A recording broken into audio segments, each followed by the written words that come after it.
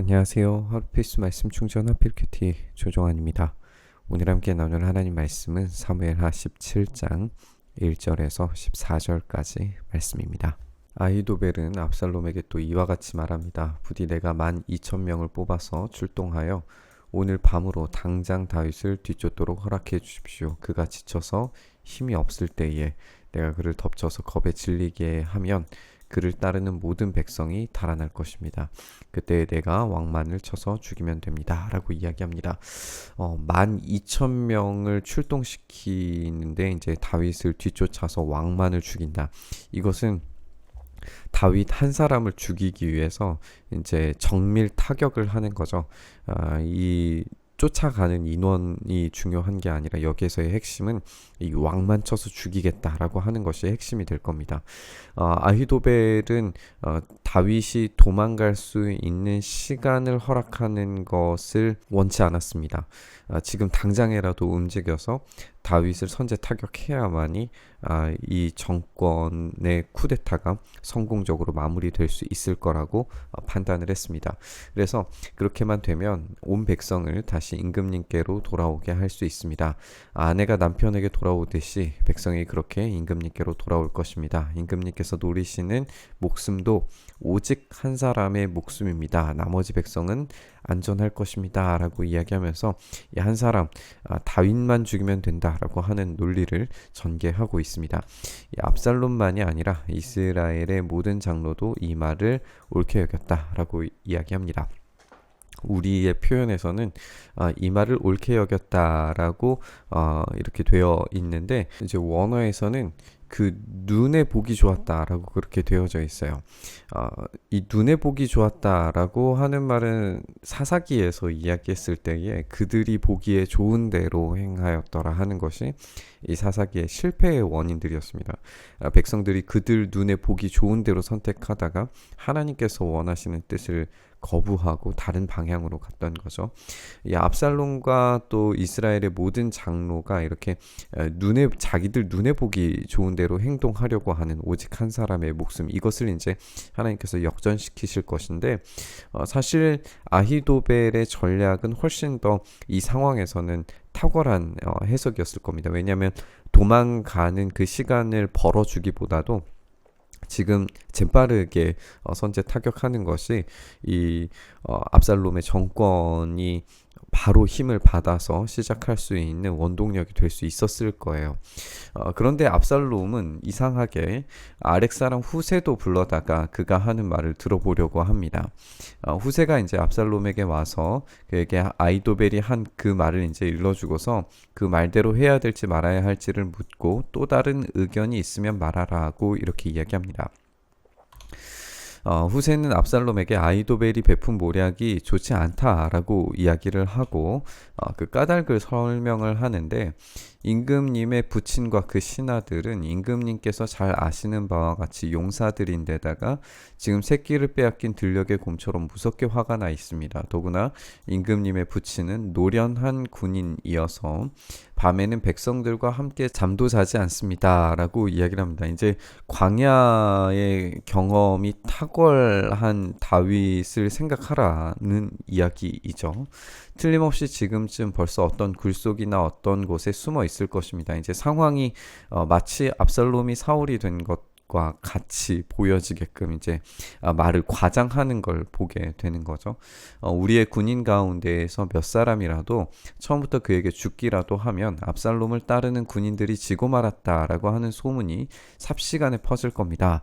그러니까 사울과 다윗과의 관계에서의 어떤 갈등의 요소가 다윗이 만만이고 사울이 천천이다. 어떤 싸움에서의 영향력이 다윗이 더 탁월했다라고 하는 것 때문에 사울의 어떤 심경을 건드리는 그런 문제였는데 여기에서도 이제 군사들이 지면은 압살롬의 군대가 더 약하다라고 하는 어떤 그런 자격지심과 또 아버지의 후광에 가려지는 어떤 그런 이야기들, 그 마음의 욕망들을 긁어내고 있는 이런 표현처럼 보여요. 그러면 사자처럼 담력이 센 용사도 낙담할 것이고 임금님의 부친도 용사고 그의 부하들도 용감한 군인이라는 것은 온 이스라엘이 이미 다 알고 있다라고 이야기하면서 그런 전략보다는 이런 전략을 제시를 하죠. 단에서부터 브엘세바에 이르기까지 온 이스라엘을 임금님께로 불러 모아서 바닷가에 모래알처럼 많은 군인을 임금님께서 친히 거느리고 싸움터로 나가시는 것입니다. 이건 이제 시간을 사실 벌어다 주는 거예요. 단에서부터 브엘세바가 이제 온 이스라엘을 관용적으로 표현하는 말이죠. 온 이스라엘에서 불러 모으는 데까지의 시간이 필요하죠.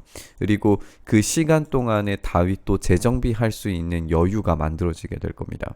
근데 지금 후세가 압살롬의 마음을 건드리고 있는 건 뭐냐면 바닷가에 모래알처럼 많은 군인입니다.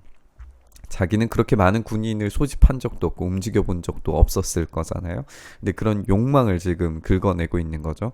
다윗보다 더 큰 세력, 더 큰 힘, 더 막강한 군사력, 이런 것들을 이제 제시를 하고 있는 겁니다. 그래서 우리는 다윗이 있는 곳이면 어느 곳이든지 들이닥쳐서 압도적인 힘으로 마치 온 땅에 내리는 이슬처럼 그를 덮쳐버리는 것입니다. 그러면 그는 물론이려니와 그와 함께 있는 모든 사람 가운데에서 한 사람도 살아남지 못할 것입니다 라고 이야기하면서 그 세력 자체를 없애면 이제 반란에 대한 위험도가 떨어지겠죠. 이제 그런 것들 수들까지도 이제 포함하는 것이기 때문에 압살롬에게는 굉장히 매력적이었을 거예요. 자기 아버지보다도 압도적인 군대, 그리고 모든 다윗의 편들을 없애버림으로써 이 정권의 쿠데타를 성공적으로 마무리하고자 하는 이 압살롬의 욕망을 들쑤시고 있습니다. 또 그가 어떤 성읍으로 물러나면 온 이스라엘을 굵은 밧줄로 가져다가 그 성읍을 동여매어서 그 계곡 아래로 끌어내려서 성이 서 있던 언덕에 돌멩이 하나도 찾아볼 수 없게 하는 것입니다. 이거는 굉장한 과장법이죠. 성읍을 어떻게 굵은 밧줄로 없애버릴 수 있겠어요. 그러나 그런 압도적인 힘으로 다윗을 이길 수 있다. 그런 욕망을 지금 부추기고 있는 걸 보게 됩니다.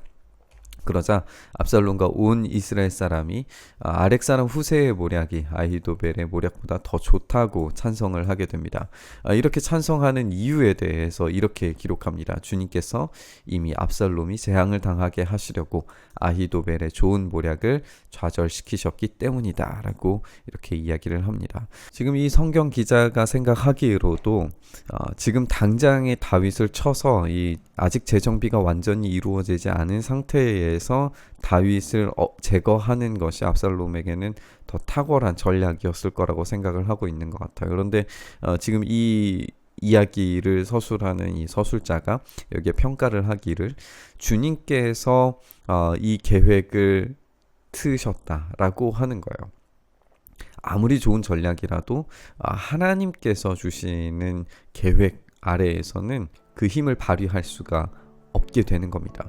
압살롬은 처음부터 끝까지 하나님을 의지하는 것이 아니라 그 눈에 보기 좋은 대로, 그의 생각하기에 좋은 대로, 자기의 욕망이 이끌리는 대로 움직이고 있다는 것을 우리가 볼 수 있게 됩니다. 아무리 탁월한 전략이라 할지라도 하나님께서 일하시면 그 전략은 수포로 돌아가고 맙니다. 우리가 이것을 꼭 기억했으면 좋겠습니다. 우리의 힘과 능력이 아니라 우리의 힘과 능력보다 더 강하신 하나님의 계획에 붙들려 있을 때에 우리는 안전한 성과를 낼 수 있습니다. 세상의 방법과 세상의 지혜에 우리가 휘둘리는 것이 아니라 하나님의 계획과 하나님의 섭리 안에서만 움직일 수 있게 해달라고 기도했으면 좋겠습니다. 압살롬의 이 욕망에 사로잡혀서 자기 눈에 보기 좋은 대로 움직이는 삶이 아니라 우리의 욕망과 우리의 세속적인 그런 욕심에 휘둘려서 살아가는 삶이 아니라 오로지 하나님 아버지의 뜻에 합당한 먼저 그의 나라와 그의 의를 구할 수 있는 삶이 될 수 있게 해달라고 함께 묵상하며 기도의 자리로 나아갔으면 좋겠습니다. 주님, 그렇습니다. 세속적인 가치와 질서들이 우리의 삶의 욕망을 끄집어내어서 우리가 그 뜻대로 살아가게 만드는 이야기들을 많이 듣고 삽니다. 주님, 우리가 다시 우리의 마음을 온전케 하여 주님께서 주시는 그 지혜와 참된 소망으로만 살아갈 수 있도록 우리를 붙들어 주셔서 주님께서 주시는 그 섭리와 계획 아래에 우리의 인생이 온전히 붙들림 바 되는 삶 살아가도록 주여 역사하여 주시옵소서. 그렇게 우리의 삶 붙들어 주시기를 간절히 소망하며 우리 주님 예수님 이름으로 기도드리옵나이다. 아멘.